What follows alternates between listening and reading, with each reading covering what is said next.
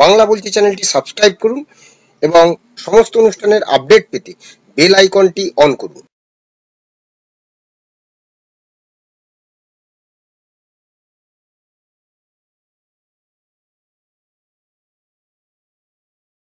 নমস্কার, বাংলা বলছি চ্যানেলে আপনাদের স্বাগত। ৭৯তম স্বাধীনতা দিবসের আপনাদের সকলকে শুভেচ্ছা, ভালোবাসা, অভিনন্দন জানিয়ে আজকে আমাদের প্রতিবেদন শুরু করব।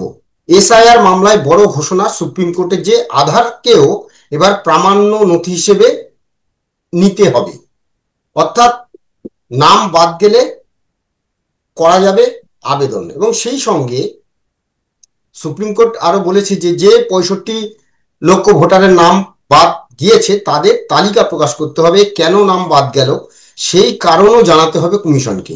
এপিক নম্বরের ভিত্তিতে সার্চ করলেও যেন তথ্য পাওয়া যায় সেই ব্যবস্থা করতে হবে। এছাড়া স্থানীয় বিডিও, পঞ্চায়েত অফিসে এই তালিকা টানাতে হবে। এবং সেই সঙ্গে আমজনতাকে স্বস্তি দিয়ে সুপ্রিম কোর্টের আরো নির্দেশ যে চূড়ান্ত ভোটার তালিকার নাম ফের অন্তর্ভুক্ত করার জন্যে আবেদন করার ক্ষেত্রে আধার কার্ডকেও প্রামাণ্য নথি হিসেবে গৃহীত করতে হবে। এবং আগামী মঙ্গলবারের মধ্যে নির্বাচন কমিশনকে এই পদক্ষেপগুলি করতে হবে। সেই সঙ্গে বলা হয়েছে যে দিন দুয়েক আগে শীর্ষ আদালত জানিয়েছিল আধার কার্ড কেবল পরিচয়পত্র, সেটাই নাগরিকত্বের চূড়ান্ত প্রমাণপত্র হতে পারে না। এবং কমিশন যে সিদ্ধান্ত নিয়েছে সেটাই সঠিক, কিন্তু শুধুমাত্র বাসস্থানের প্রমাণ হিসেবে আধার কার্ডকে বিবেচনা করা হবে। ভোটার তালিকায় নাম থাকার জন্যে নাগরিকত্বের প্রমাণ হিসেবেও আধার গৃহীত হবে, এমনটা কিন্তু শীর্ষ আদালত জানালো না, বলল না। এবং সেই সঙ্গে যেটা আরো যে বিষয়গুলো শীর্ষ কোর্ট বলেছে সেগুলো হচ্ছে যে ভোটাররা মৃত রাজ্য ছেড়ে চলে গিয়েছেন কিংবা অন্য বিধানসভা ক্ষেত্রে বাসিন্দা হয়েছেন তাদের নাম প্রকাশ করার নির্দেশ দেওয়া হয়েছে।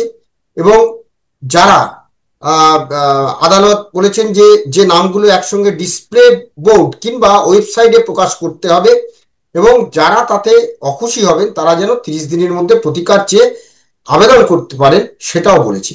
আজকে আমরা এই বিষয়গুলি নিয়েই আলোচনা করব যে সুপ্রিম কোর্ট কিন্তু এই যে কি বলে এসআইআর নিয়ে যে মামলাটা, সেটা কিন্তু প্রত্যেক দিন প্রত্যেক কটা বিষয় ধরে ধরে ধরে ধরে কিন্তু এই পর্যবেক্ষণ তারা জানাচ্ছে। আস্তে আস্তে আস্তে আস্তে তারা কিন্তু এবারে একটা তাও কনক্লুশনের দিকে যাচ্ছে। তো আজকে আমরা এই বিষয়টা নিয়ে আলোচনা করবো। আমি বিপ্লব, আমার সঙ্গে রয়েছেন বিশিষ্ট আইনজীবী চন্দ্রশেখর দা। স্বাগত আপনাকে চন্দ্রশেখর দা। আমরা যেটা দেখছিলাম যে দেখুন ধীরে ধীরে ধীরে প্রতিদিনই কিন্তু সুপ্রিম কোর্ট এই মামলাটা শুনছে। 10-11 জনটি মামলা এক জায়গায় করা হয়েছে এবং তাদের প্রত্যেকের যে মতামত, প্রত্যেকের বিষয়গুলো কিন্তু শুনছে। যেমন দুদিন আগে যেটা হয়েছিল যে আধার কার্ড বা ভোটার কার্ড বা প্যান কার্ড এটা নাগরিকত্বের পরিচয় নয়, এটা কিন্তু হচ্ছে যে অনলি ফর নিজের আইডেন্টিটি, পরিচয়পত্র, কোনো ব্যক্তির পরিচয়পত্র। তো আজকেও সেই আধার কার্ডকেও বাসস্থানের এই হিসেবে মান্যতা দিতে বলা হচ্ছে, নির্দেশ দিচ্ছে। পুরো বিষয়টা যদি একটু বলেন, সুপ্রিম কোর্টের আজকের কি পর্যবেক্ষণ? বিপ্লব বাবু, আজকে এই শুনানির পর সুপ্রিম কোর্ট কতগুলো অবজারভেশন যেরকম দিয়েছে, জাজমেন্টটা পুরো পড়তে হবে। তবে যেটা দেখতে পাওয়া যাচ্ছে যে আধার কার্ড বা প্যান কার্ড, এপিক কার্ড, যেটা সম্বন্ধে একটা ইলেকশন কমিশনারের বক্তব্য ছিল যে এটা কোন রকম ভাবে ভোটের জন্য এটা একটা আইডেন্টিটি, ভোটের কার্ড হিসেবে ও ভোট দেওয়ার নাগরিকত্ব হিসেবে এটা কিন্তু গ্রহণযোগ্য নয়।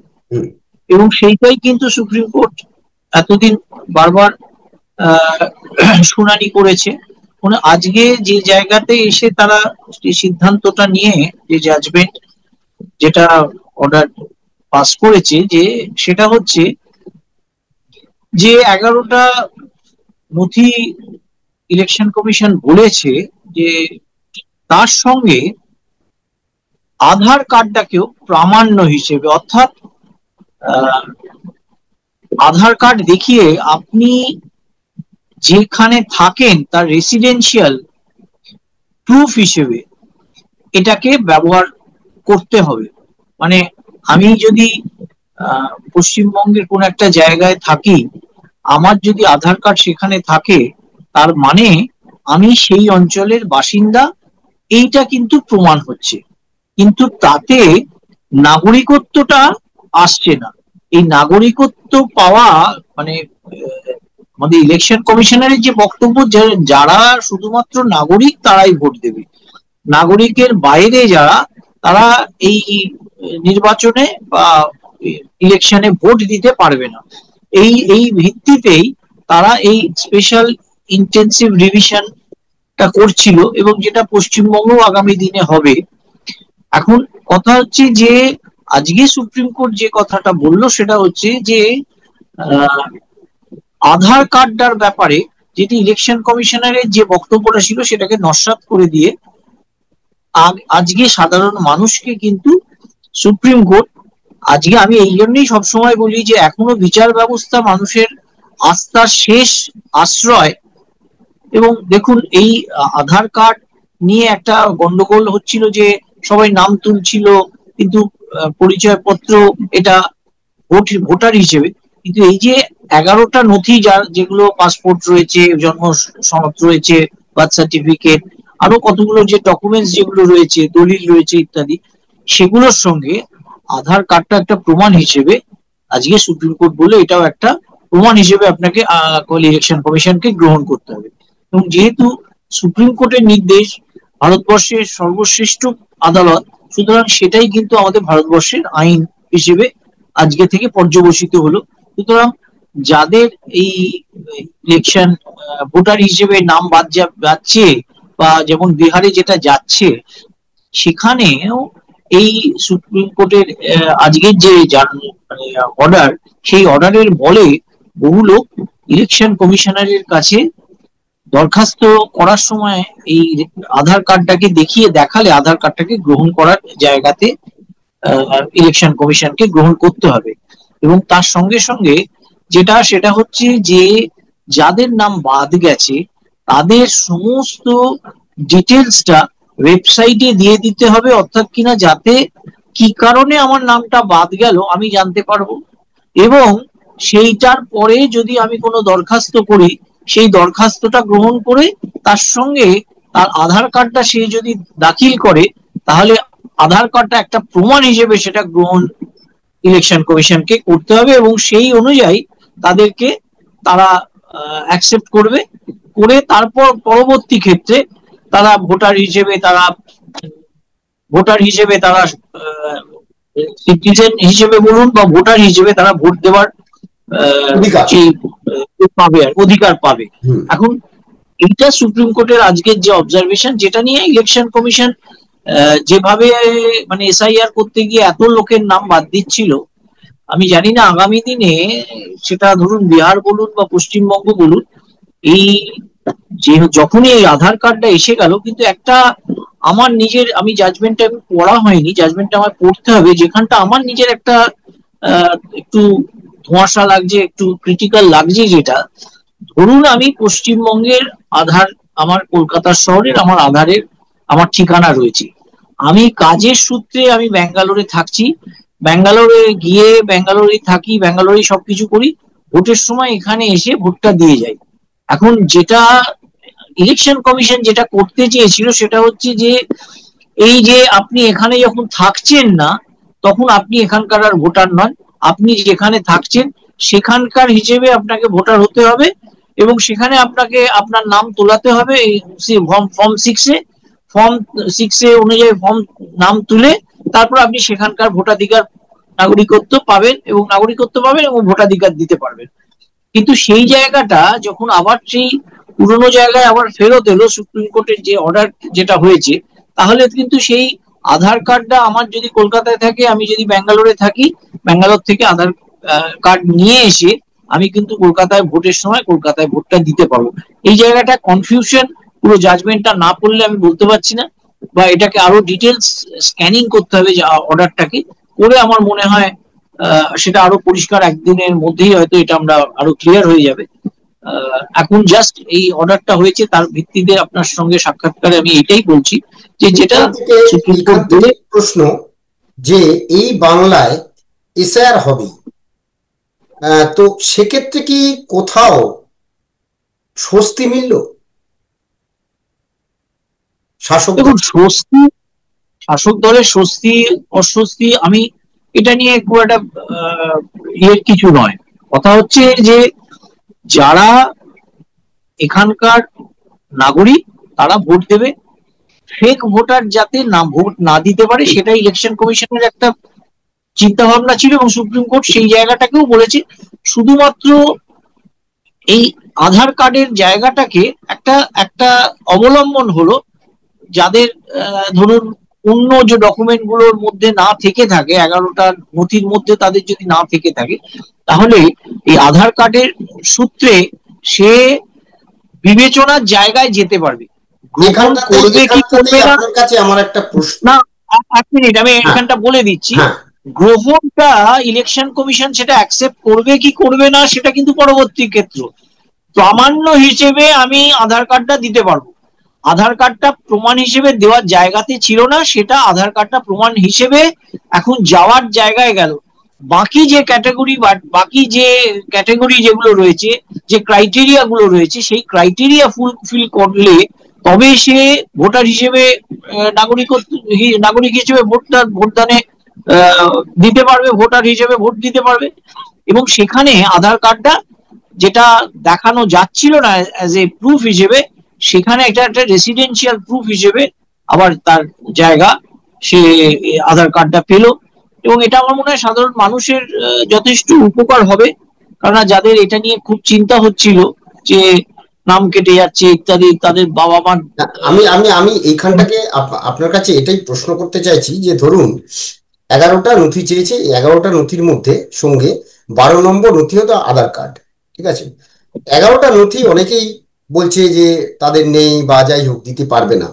যেটা প্রশ্ন ছিল এখানে যে এই বাংলায় বাংলাদেশ এবং অন্যান্য বিশেষ করে বাংলাদেশের সঙ্গে আমাদের যে একটা মানে সীমান্তের যে একটা ফাঁকা জায়গা, অর্থাৎ এপার ওপার থেকে হেঁটে যাতায়াত করা যায় এরকম জায়গাও রয়েছে।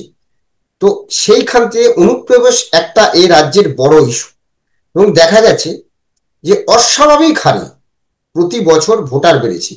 আজকেও আনন্দবাজার পত্রিকায় যে খবরটি বেরিয়েছে তাতে যদি দেখা যায় উত্তর 24 পরগনায় সব থেকে বেশি লাস্ট 3 মাসে ভোটারের অর্থাৎ আবেদনপত্র, নতুন আবেদনপত্র সব থেকে বেশি জমা পড়েছে। দক্ষিণ 24 পরগনাতেও আছে, কিন্তু উত্তর 24 পরগনা একটা উন্মুক্ত সীমান্ত এরিয়া, অনুপ্রবেশকারীর সংখ্যা প্রচুর। এই জায়গা থেকে যদি এই আধার কার্ড, কিন্তু পয়সা ফেললে আধার কার্ড পাওয়া যায় আমরা জানি, তো সেই আধার কার্ডকে যদি দেখিয়ে কেউ বলে যে আমি এদেশের নাগরিক, আমি এই অঞ্চলের বাসিন্দা, তাহলে কি নির্বাচন কমিশনকে তাকে মান্যতা দিতে হবে? তাহলে আর হ্যাঁ, এই তো স্বচ্ছতাটা রইল কোথায়? না, ব্যাপার হচ্ছে যে দেখুন, ফেক ডকুমেন্ট যদি হয় তাহলে সেটা যে কোনো ডকুমেন্টই যদি ফেক হয় তাহলে তার গ্রহণযোগ্যতা নেই। আপনি একটা কোনো জায়গা থেকে অথেন্টিক যদি জায়গা থেকে আধার কার্ডটা না হয়, যে সমস্ত আধার কার্ড গুলো ফেক তৈরি হচ্ছে বা লোকালি কিছু কিছু লোক তৈরি করে দেয়, Aadhaar card, ration card, PAN card, EPIC card এগুলো তৈরি করে দেয়, এগুলো এখন একটা মানে এটা কুটির শিল্পের মতো হয়ে গেছে বিভিন্ন জায়গায়, যে একটা ঘরে বসে সঙ্গে সঙ্গে সেগুলো বিনিময়ে টাকা পয়সা নেওয়া হচ্ছে, নিয়ে তাকে তারপর সেটা প্রোভাইড করে দেওয়া হচ্ছে। এখন ব্যাপার হচ্ছে সেটা যদি যে ন্যাশনাল যে এপিক কার্ড বলুন বা আধার কার্ডের যে সিস্টেম রয়েছে সেইটার সঙ্গে যদি মিল না থাকে তাহলে কিন্তু সেটা ফেক, ফলস, এবং সেক্ষেত্রে তার কি করে সেটাকে গ্রহণ করবে ইলেকশন কমিশন?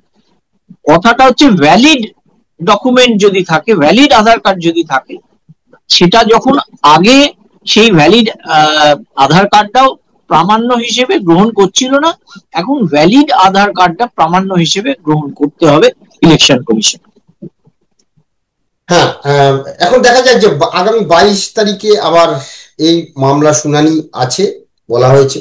তার মধ্যে তো নিশ্চয়ই যেভাবে বিহারে 65 লক্ষ লোকের নাম বাদ গেছে, তাদের ওয়েবসাইটে সব তথ্য তালিকা প্রকাশ করতে হবে। সেই সঙ্গে একটা কথা খুব ভালো, মানে সুপ্রিম কোর্ট আজকে বলেছেন বা এরাও বলেছেন যে আমরা রাজনৈতিক মুক্ত হতে চাই। মানে এটা নির্বাচন কমিশনের তরফ থেকেও জানানো হয়েছে যে রাজনৈতিক দল থেকে মুক্ত হতে চাই।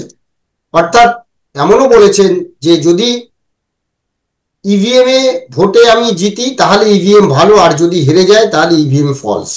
এই কথাটাও আজকে কিন্তু সুপ্রিম কোর্টে নির্বাচন কমিশনের তরফ থেকে কিন্তু বলা হয়েছে যে যে ইভিএম এ কোনো মানে দল অর্থাৎ রাজনৈতিক দল ভোটে জয়ী হচ্ছে তখন তারা বলছে যে না এটা ভালো, যখনই পরাজয় ঘটছে তখন বলছে কারচুপি হয়েছে, ইভিএম কারচুপি হয়েছে। তাই এই রাজনীতি থেকে মুক্ত হতে চাইছে নির্বাচন কমিশন। এটাও কিন্তু আগামী দিনে নিশ্চয়ই যেটা বলা হচ্ছে বিরোধীদের তরফে যে বিজেপির হয়ে কাজ করছে নির্বাচন কমিশন, নিশ্চয়ই আগামী দিনে এই বিষয়টা নিয়ে সুপ্রিম কোর্ট, শীর্ষ আদালত নিশ্চয়ই কোনো মতামত বা অবজারভেশন দেবে। কি বলেন আপনি এ বিষয়ে? অবশ্যই। তবে আমি এটার সঙ্গে একটা জিনিস তার সঙ্গে জুড়তে চাই, সেটা হচ্ছে যে ইলেকশন কমিশন যে রণমূর্তি নিয়ে এগোচ্ছিল মনে হয় তাতে একটু বাধা পড়লো। একদম একদম এটা আমার নিজের ধারণা। ইলেকশন কমিশন যে যে প্রভাব যেভাবে এটাকে একটা ইয়ে করছিল, খানিকটা বোধহয় তাতে একটু বাধা প্রাপ্ত হলো আর কি। একদম দেখা যাক সেটা আরো এই হ্যাঁ, আমরা নিশ্চয়ই সেটা দেখবো যে আগামী দিনে তো যখন এই যাচাই পর্ব হবে, নিশ্চয়ই আপনি যে কথাটা বললেন, আমি যেটা বলছিলাম যে অনেক অনুপ্রবেশকারী আছে, তাদের কাছে বৈধ আধার কার্ড রয়েছে কিন্তু অন্যান্য কিছু নেই, এটাকে তারা হাতিয়ার করবে। কিন্তু নিশ্চয়ই নির্বাচন কমিশন নিশ্চয়ই তার সপক্ষে তাদের যুক্তি নিশ্চয়ই আগামী দিনে দেবে। এই শুনানি তো এখন চলতেই থাকবে, নিশ্চয়ই সেই তাদের সপক্ষে তারাও সমস্ত যুক্তি দেবে। অর্থাৎ কমিশন যে গতিতে এগোচ্ছিল, যে মেজাজ নিয়ে এগোচ্ছিল, সেটা কিন্তু কোথাও মনে হয় একটুখানি থমকে যাবে এই এই এই এই আধারকে মান্যতা দেওয়ার ফলে। এখন দেখার যে নির্বাচন কমিশনও সুপ্রিম কোর্টের কাছে তাদের সপক্ষে কি যুক্তি রাখে, আগামী দিনে নিশ্চয়ই রাখবে। নজর আমাদের সেদিকে থাকবে। ধন্যবাদ চন্দ্রশেখর দা, ধন্যবাদ আপনাদের। সবাই ভালো থাকবেন, নমস্কার।